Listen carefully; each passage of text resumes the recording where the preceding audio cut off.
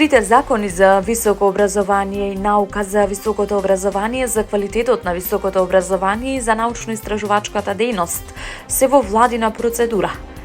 Тие од јануари биле поставени на Националниот регистар за прописи ЕНЕР и биле организирани дебати на универзитетите, пошто прифатливите забелешки биле вградени во новите верзии. На пресконференција во владата посветена на пакетот закони, министерката за образование и наука Весна Јаневска изјави дека очекува во краток период да заврши владината процедура и законите да бидат проследени до собранието, бидејќи како што вели постои консензус со академската заедница за нивниот квалитет.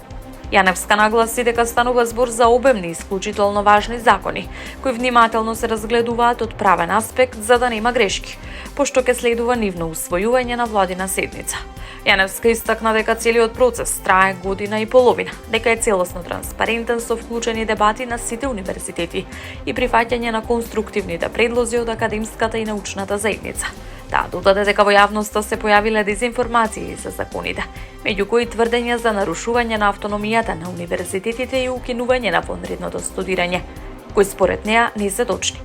Премиерот Христијан Мицкоски вели дека новите законски решенија се резултат на партнерство со академската заедница, дека имаат цел да го унапредат квалитетот на високото образование, да ги задржат младите во земјава и да создадат подобри услови за студирање и научна работа.